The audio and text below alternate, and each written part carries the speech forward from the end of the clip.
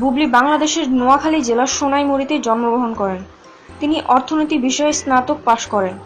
ঢাকাই সিনেমার নতুন নায়িকাদের মিছিয়ে যোগ হলো আরেকটি নাম, শবনম ইয়াসমিন বুবলী।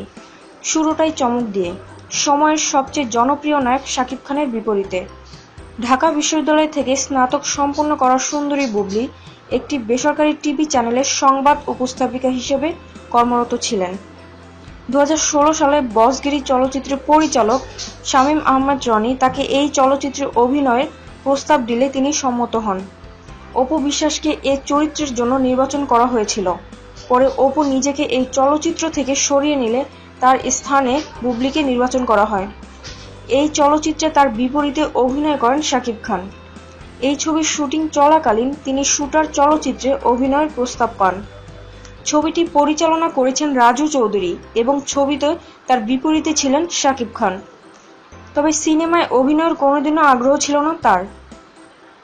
যেমনটি জানালেন, অভিনয়ে আসব এমনটি কখনোই ভাবিনি। যদিও মডেলিং, টিভি নাটক, টেলিফিল্ম ও সিনেমার অনেক প্রস্তাব পেয়েছি, কিন্তু অভিনয়ের জন্য কোনো পরিকল্পনা আমার কখনোই ছিল না। এমনকি বসগিরিতে অভিনয়ের জন্য পরিবার থেকে শুরুতে কোনো সহযোগিতা পাননি তিনি।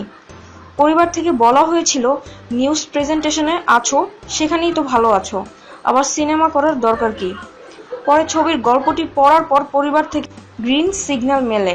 বুবলী বাংলাদেশের নোয়াখালী জেলার সোনাইমুড়ীতে জন্মগ্রহণ করেন। তিনি অর্থনীতি বিষয়ে স্নাতক পাশ করেন। পরে 2 বছর এলএলবি পড়েন, কিন্তু তা শেষ করেননি।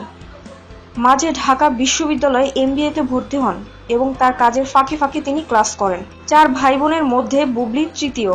বড় বোন নাজনীন মিমি একজন সঙ্গীত শিল্পী এবং মেজ বোন শারমিন সুইটি একটি বেসরকারি চ্যানেলের সংবাদ পাঠিকা। Thanks for watching this video.